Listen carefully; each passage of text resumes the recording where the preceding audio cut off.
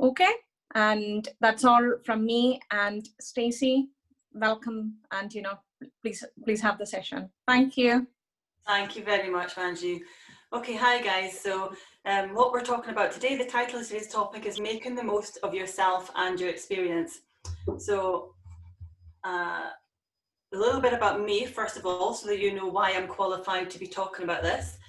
Well, first of all, I had 17 years as a travel agent. So what does that have to do with it, you say? Let me just continue. I then had about 10 years where I worked in recruitment sales. Now, to be fair, when I was first a travel agent, social media and things like that didn't even exist. So I've had to only learn about it in the last few years. And that has been the last few years. So 5 years of actual LinkedIn experience, about 15 years of social media. So whether that's Facebook, that's the first time I joined LinkedIn, things like that. So I do have a lot of experience, but in terms of LinkedIn, I am very qualified to talk to you about LinkedIn. And I've had 2 years of owning my own business, which encompasses pretty much all the things we're going to talk about today. So the first thing we want to talk about, we're going to look at the 3 different sections, and the first one is your CV and how to write a killer CV. The first thing that you need to know is that your CV has to grab the attention of the person reading it within 5 to 7 seconds. Within that time, they will make a decision whether they want to read further or not. So you need to make sure that you are having something that's going to capture their attention early on and put everything else to the end. Very, very often when I receive CVs from people to look at, to review or rewrite for them, they will have their name, their contact details, their education, all these things first. But those things are the things that you can put to the end, because those, where you live, how to get hold of you is not what's going to make somebody want to hire you. So let's go through, I'm going to go through everything point by point, but what you need to have and why. So the first thing you want to have at the top, all you need at the top is your name and your job title or your industry, something like that. For example, if you wanted to work in sales, you could just have your name and then sales, whether it's sales assistant or sales consultant, something like that. It doesn't have to be the actual job title of what you are doing, but if you are applying for a job and you're qualified, then I would put that job's title of the one you're applying for. The very next thing that somebody needs to see is your summary or your personal profile, and this has to capture their attention. You are looking for that to be 1, 2 at the most paragraphs, and probably about 5 or 6 lines. You can have a couple more, that's fine. This needs to be punchy. This needs to, from the minute they start reading, you want them to keep reading. And this also should be written in the 3rd person. Your CVs do get written in the 3rd person. So when somebody is reading it, they are reading about you. Then you want to have your key skills. Make sure they follow next in nice bullet points. Always space things out, make things nice and easy to read without using up too much space, but then have those key skills that relate to the job and to what you can do following your summary. We're then going to launch into your experience. So this is your job. Now, if you are going to work for the first time, then but you've had any part-time roles, put that in. If you don't, if you've never had any part-time roles, then you can put in your education here, but maybe a paragraph as well, just talking about what you've studied, why you've studied it, so that you are linking to the job in hand. If you've had more than one job, then you can have them ideally in chronological order, or if you've held a different job previous and that relates more to what you're doing, you can move that to the top. So it is okay to move things around if you need to make it stand out, but if you don't, then that's okay. This is the biggest thing I'm going to tell you. Within your jobs, you need to show your achievements, not just your duties. All too often, what people put here is a copy and paste from their job description in here. But let's make it really, really simple.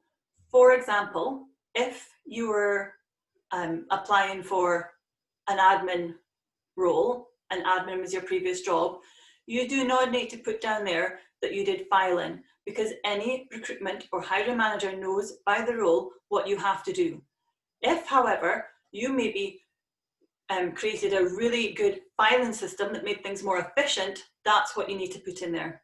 So do make sure that you're looking more about your achievements rather than your duties. That's not to say you can't have some of your duties, but that would be the more ones that were over and above your role, or things that really stood out and had some keywords in them. Now, it is okay to put your hobbies if your hobbies can relate to something either to do with a job or to show that you are committed and challenging. Going out with friends is not a hobby. That's just part of you that you like to enjoy, so you don't need to put that on your CV. You don't have to fill that in if you don't have something that would be worthy of there. But if maybe one of your hobbies is running 5Ks, and that just shows how you've got stamina and endurance, then you want to put that in.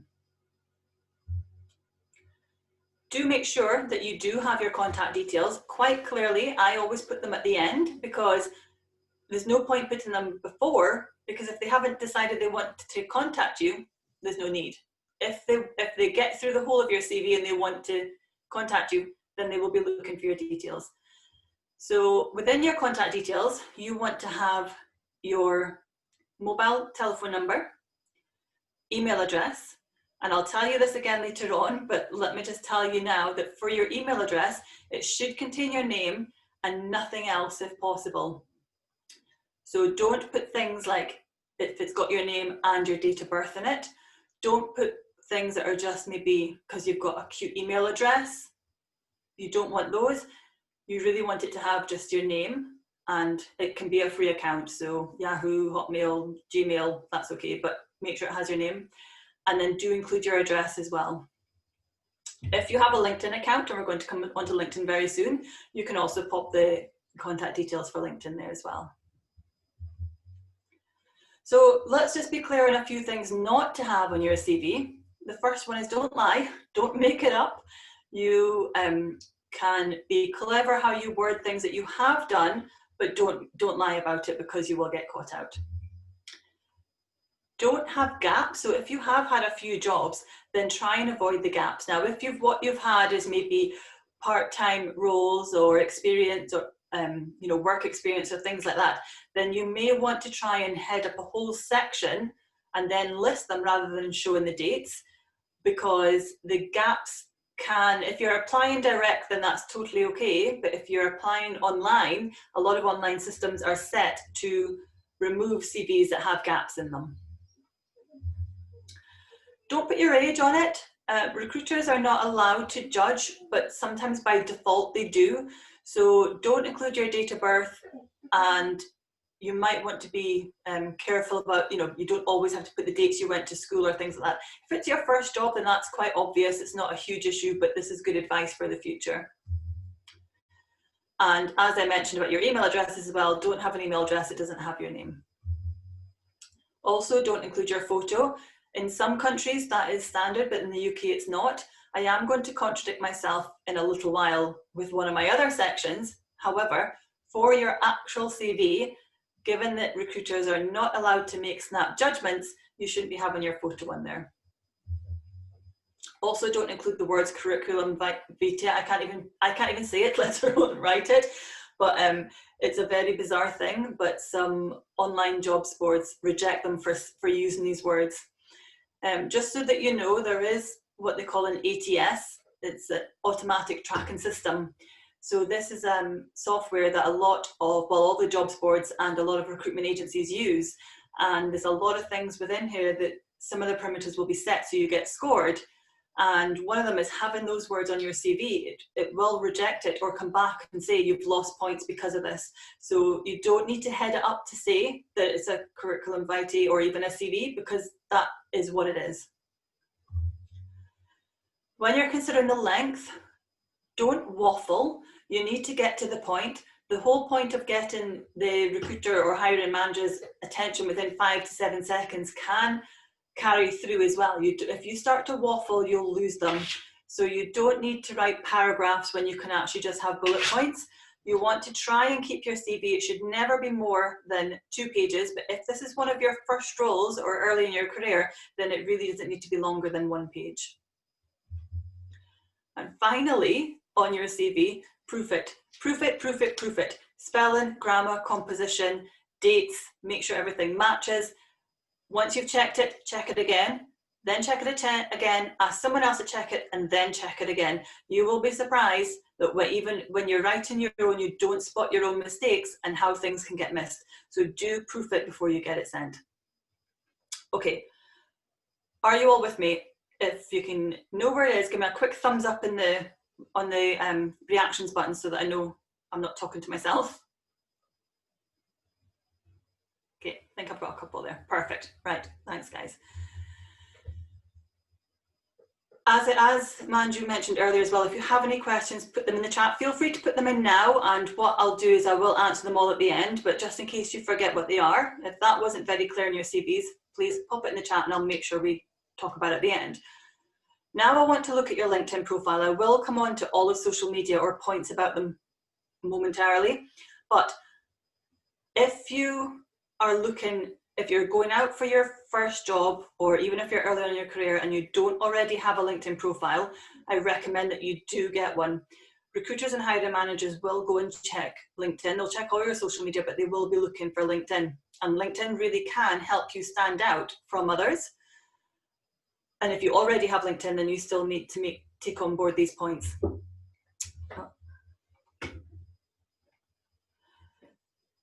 So I teach a lot of people, both from a recruitment perspective and from a general sales perspective, how to optimize your profile. The way LinkedIn works, LinkedIn has an algorithm, which, well, all social medias do. The LinkedIn one is slightly different to the others, or each one has their own uniqueness, I guess. But the LinkedIn one is they operate on a reward and an engagement system. So the more you engage with it, the more you're rewarded. Getting your profile right will get you in front of more people. Let's work it from the top down. At the top of your profile photo, you do have space for a background photo. This works in your favor from LinkedIn if you upload something. If you have a career plan in mind or something you want to do, then an image that depicts this would be perfect to have there. Don't waste that space, it's free advertising space. The second is your profile photo. So this is where I did say that I would contradict myself, because on your CV, I tell you, don't have your photo. Recruiters are not allowed to make judgments based on what you look like or anything like that. Well, they can jump onto your LinkedIn profile, and your LinkedIn profile actually should have a photo. This is slightly different because LinkedIn is almost like the first conversation that you don't even know you're having. They are going to start feeling like they're getting to know you. Your LinkedIn profile is going to be written very much in the first person, so you do want to have a photo there. Your photo should be a nice, clear headshot, not a cropped out photo, not on a night out just because you thought you looked good or anything like that. You want a nice, clear headshot, smiling, head and shoulders, and if you don't have one, just stand in front of a plain wall and get one and take one there. And that is really all you need for that. You're then given a headline. So the headline is a piece of text that comes next to your name and your profile photo. When you sign up to LinkedIn and input your first job, by default, it will select the job title and the company you work for. The headline contains the SEO for people to drive people from any searches to your page. So, it's a free-form box to change and type what you want. What you want to do here, so if it is public knowledge that you are looking for work, put that in there. Recruiters, when they're searching, will often use words like available, looking, searching, things like that. So put that in the headline. Just say available for whatever it is, sales roles in Aberdeen, or looking for, sorry, I can't get anything other than sales at my head right now, but looking for whatever roles, and then put the area.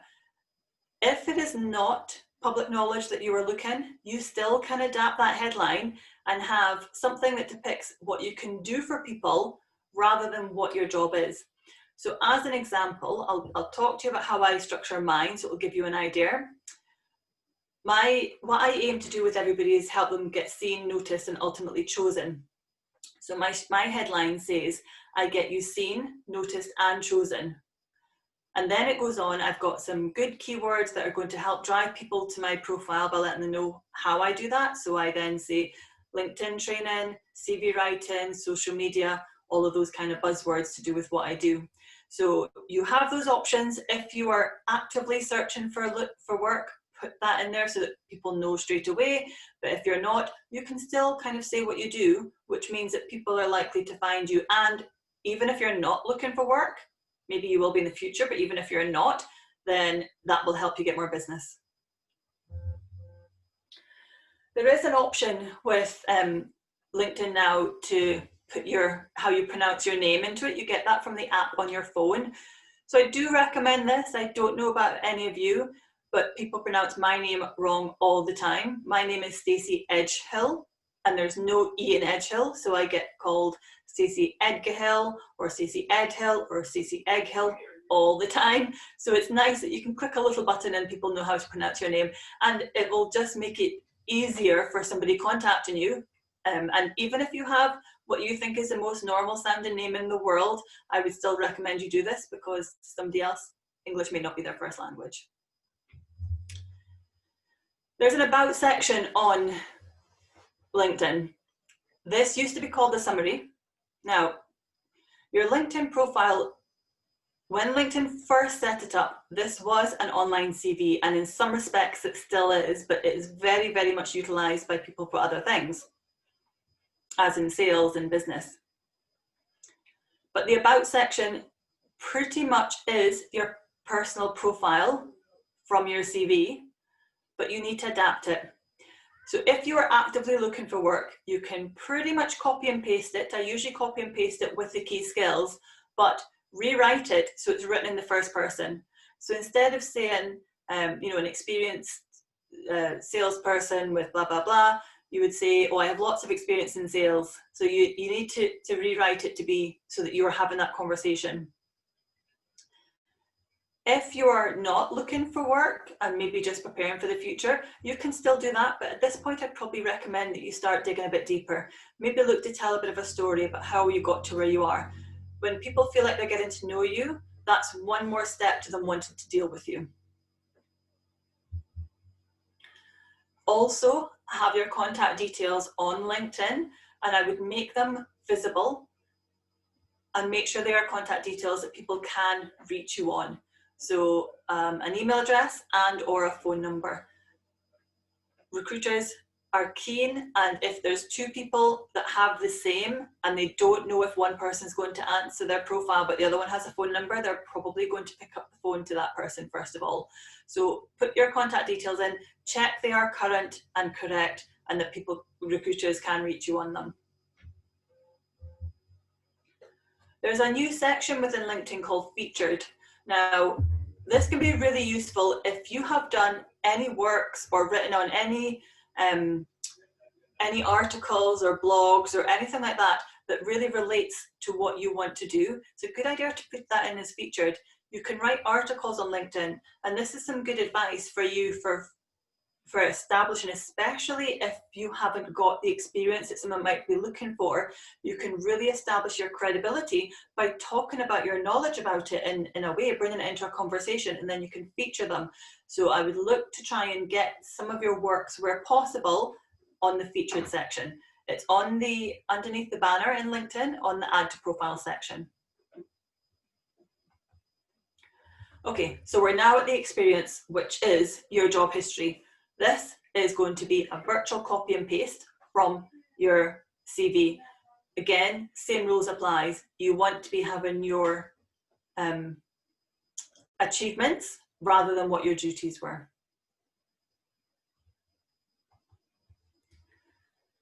Fill in your education. That's not really very complicated. You know the dates, you know you went to school, fill that in. The same for any licenses and certifications and accomplishments.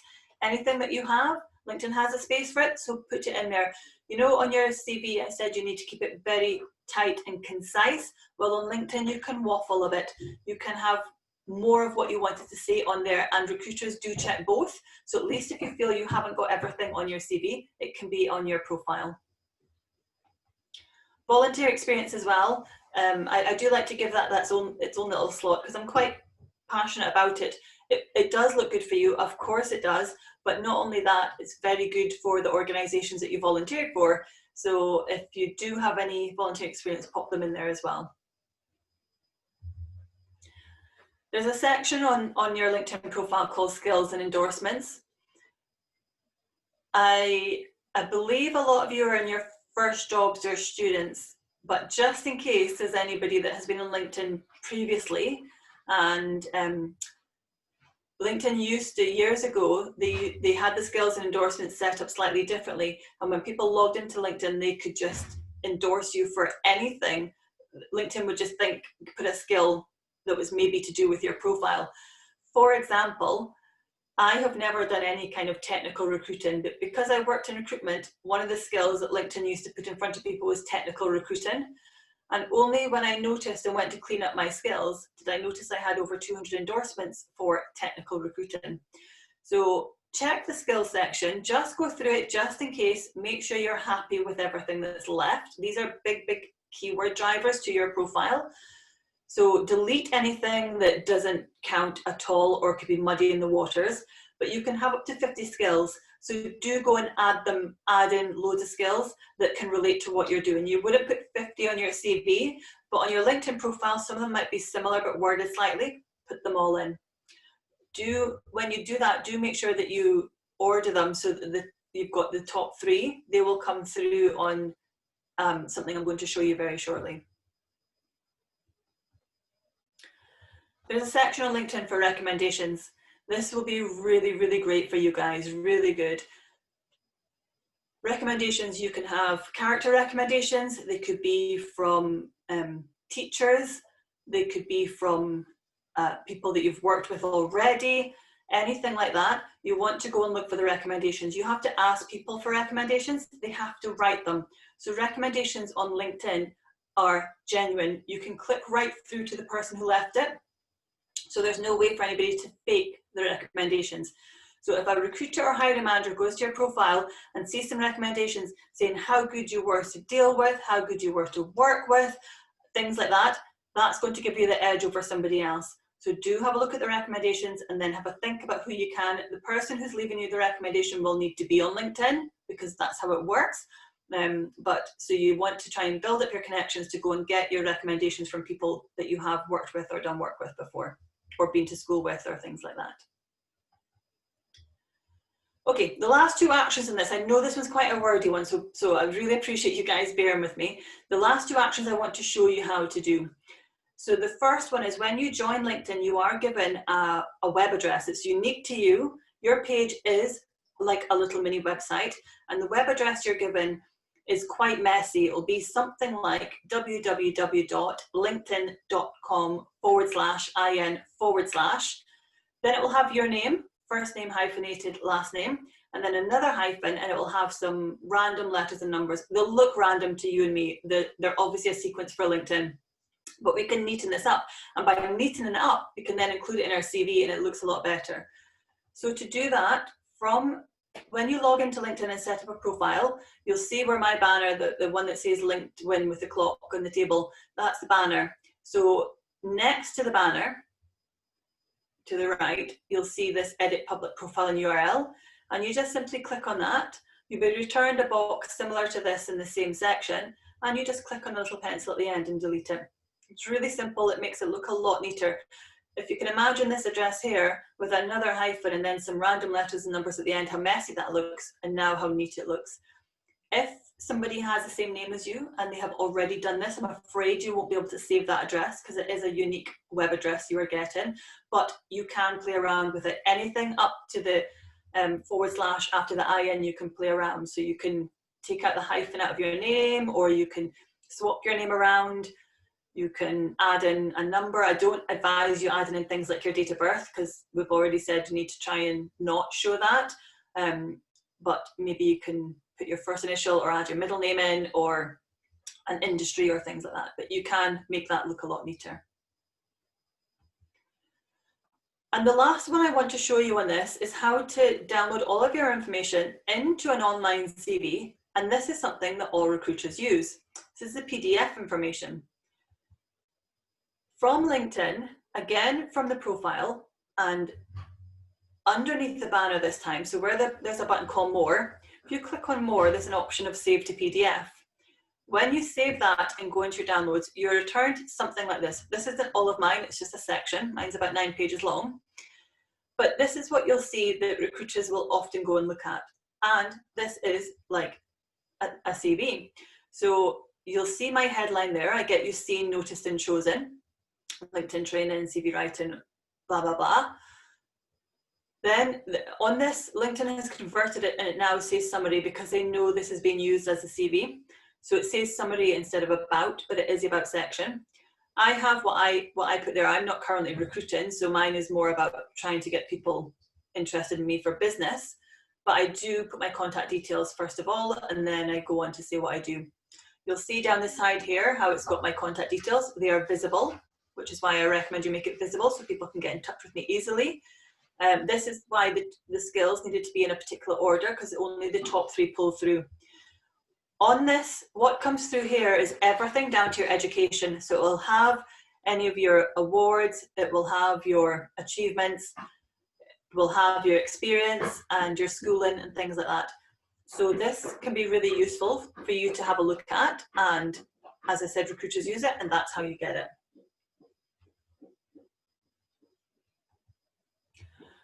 Okay, that was the second session. One more quick thumbs up and then I'll know we're all still together.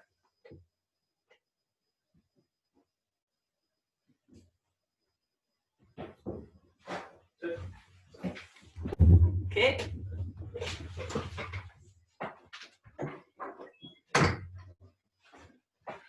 All right, thanks guys. Right, okay.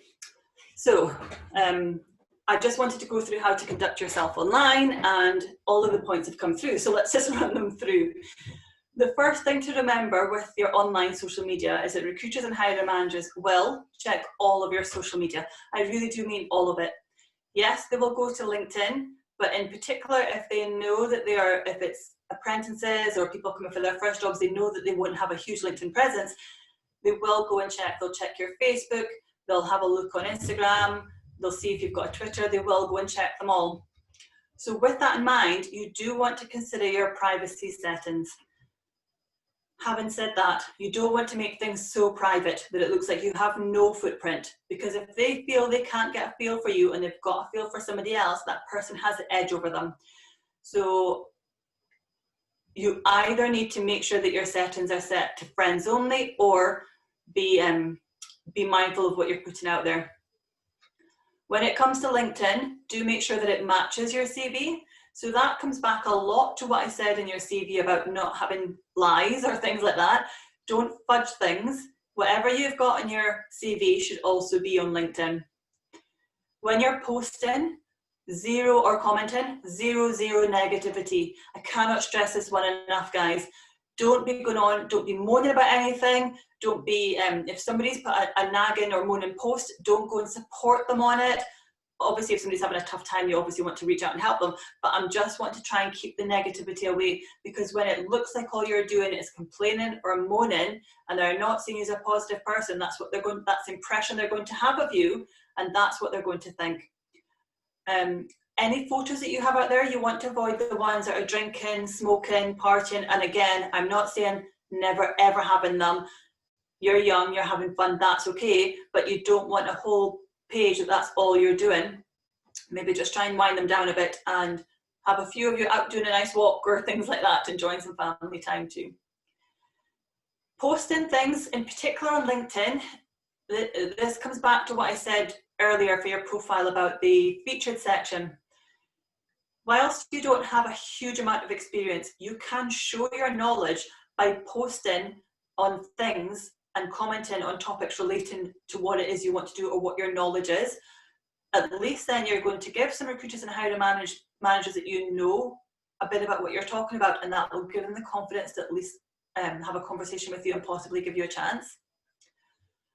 Remember to check things like your spelling and grammar, because some people do make judgments on that.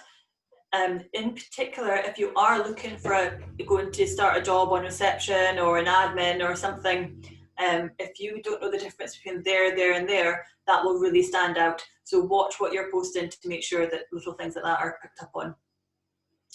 And with all of that, with all of what I've said, be yourself.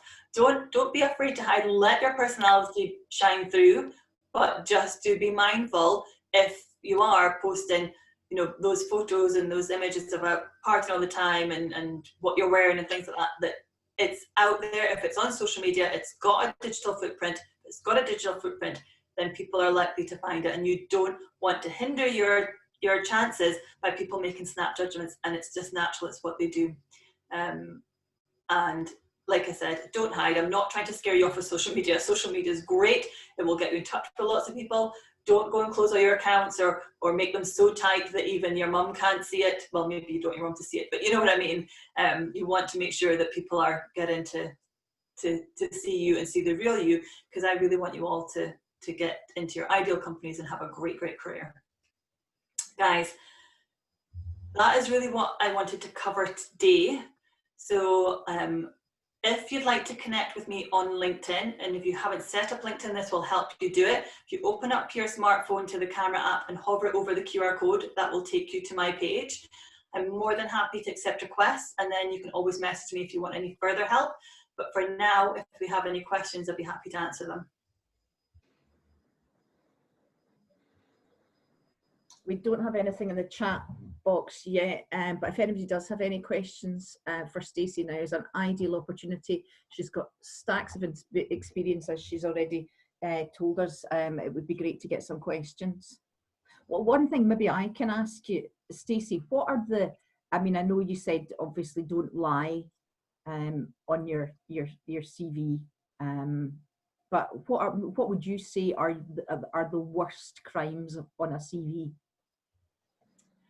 Well, other than lying or making up that you've done things, well, there's a few. One is waffling, making it so long that people just kind of switch off and don't want to read it. And the other one is bad spelling and grammar. Okay, cool. Oh, here we've got a few. Danielle's asking if you could go back over how you get your LinkedIn profile as a PDF.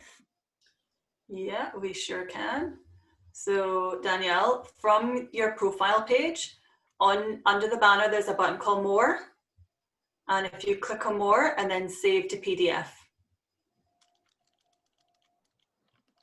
Cool, that's great. And so, oh, sorry, I beg your pardon. No, that's okay. I was just going to read the question from Alan, and just to help Alan answer. So Alan wants to know what happens if you do have gaps between your jobs.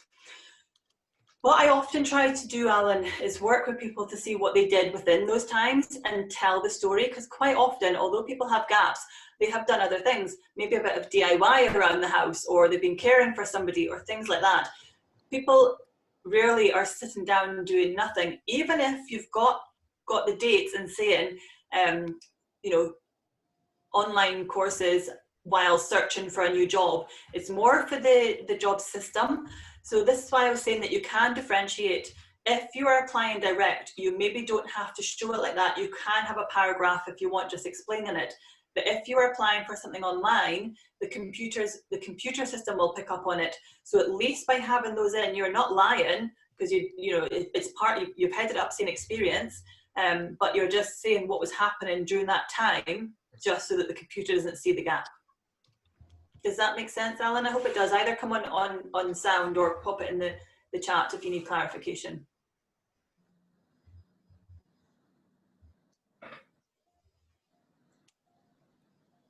I'm going to ask you guys a question, if you can pop it in the chat, if that's okay. Do you all have LinkedIn already, or are you just using other social media? Is anybody not on social media at all? Just kind of curious. No.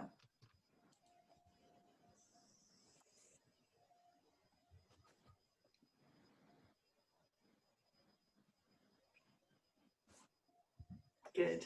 I'm loving the fact that people are going to be tidying and editing their LinkedIn. That's great. That means that we've hit the mark in terms of target audience, which is great.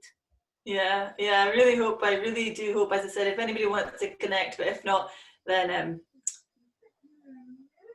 yeah, if you want any further help, then I'd love to go. I am happy as well to everybody today. If anybody wants to, if they have done their profile and wants me to review it, then I'll have a quick review and give you my thoughts back on it. Well, that's great. That would be really helpful, actually, because I think sometimes, you know, you look at these things and the more you look at it, the more you become blind to something. And Yeah. to have somebody else look at it and just... Yeah, totally. I obviously would ask you to do the work first, because I don't have the time to do the work for everybody. But if you do the work and then let me know, I'll happily go and have a quick review. Yeah. For it. I will also, if you want, Judith and Manju, I'll send you these slides. Yeah. Uh-huh. So if anybody wants access to them, you can have them. That would be great. That should be great. Yeah. Mm-hmm. Any more questions, folks? Does it mean that if one is not on social media, they're disadvantaged? The reality is that you can be. It doesn't necessarily mean that you will be. If somebody else has exactly the same as you, very, very similar looking CV, and the two of you are applying, then if that other person is more active in a positive way, then even if you both get that interview, there's probably already going to be that sort of relationship built up. So there could be that bit of bias without even realizing it. Or if there's been a lot of applications and they can find out information on some and not the others, they're probably going to go with the ones that they can find out the information for. This is not a hard and fast rule. Every recruiter will probably be a bit different, but generally this is what we know that a lot of recruiters do, is that they go searching. And I wouldn't say you have to go and open a Facebook account and this and that. The one I do recommend, not just because I teach it, but for business, the one I recommend is LinkedIn. If you don't want social media, if you don't want to be on Facebook, whatever, that's fine, totally fine. But I would probably look into getting a LinkedIn account, because down the line, the sooner you start working on it, down the line, that really will help you. Yeah. And Stacey, I would like to add something from my own personal experience, which I think would benefit the group, because I got my first job in Aberdeen through LinkedIn. And I have experienced it in the sense I applied via a recruitment agency, and they have told me that I was rejected from the company. But later, the same hiring manager contacted me via LinkedIn, and apparently the hiring manager never received my CV. So I have my personal experience, and certainly now in recruitment, we all know that, they tend to include diversity and inclusion, because previously, 5 years, 6 years back in Aberdeen, to get a job, if you would know somebody, it would be easy to get a job. But because of this diversity and inclusion, all the recruiters are trying to make sure that they expand their search and, they check the LinkedIn account. So personally, from my own experience, I would strongly recommend LinkedIn, because this was in 2012. And since then, I didn't have to look back, that's how my career has progressed. So yeah. Also, you actually raised a good point there, which I didn't quite cover, Oni, is that sometimes recruiters don't wait for people to apply. Sometimes they are searching for people. Yeah. And if they don't have your CV, they're not going to find you. So the way that sometimes what they do is they go on to LinkedIn, they just search for people to then approach them and see if they would be interested in applying. So if you're not on social media, then that is a huge disadvantage, because you just can't be found. Yeah. And it's quite often the case that lots of roles aren't actually advertised. So again, if you're not on social media, then they don't know you're out there. So yeah, certainly LinkedIn, I think, definitely, in terms of job hunting. Yeah. Yeah. Any more questions, folks? I think I spoke faster than I planned to, so I'm really open for more questions or anything like that. It is an issue of mine. I do speak very fast. I apologise for everybody. It's a really bad habit. I do that as well. You're forgiven. Don't worry. And you know, it's like everyone. that does workshops and presentations for us. We'd really appreciate you giving up your time. So no, absolutely no problem at all. No, it looks like it's gone quiet on the chat front. Yeah. So I think if we don't have any, oh, yeah, people are thanking you, Stacey, and You're welcome. thank you from our side as well, because it was just like a great session. And I wish I had this training a few years back, you know, that would have helped me. But thank you so much. And I think Judith, some are asking if we could share the slides. Yeah, well, they're asking for the final slides, so presumably so we can connect. More than happy to. But yeah, I will share the slides with you as well so that you can send them to everybody. Okay, that's fine. Thank you very much, Stacey. And for those who are still online, we would like to update you about the upcoming session. There are 2 more sessions for this year. One is happening tomorrow, which is about remote learning by Kathy Christie. And the other one is an employment quiz by Sean Saluja and Andrew Atwell. These are really helpful sessions. And, you know, if any of you are interested, we would request you to register and hopefully see you then. So that is our CIPD next events. Any further questions or anything else? I think most of them have left, but. No, I think most participants are still here, but I guess for me, I would just want to say good luck, everybody, if you are searching or anything. Really, really good luck. I really hope these tips help you. And yeah, well, that's it from me. So thanks for your time. Okay. And thank you from the CIPD Northeast branch as well, Stacey, for your time. We appreciate that you had a busy week, but thank you so much for taking time and, you know, presenting this. You're welcome. You're welcome. Thank you. No problem. Thank you very much.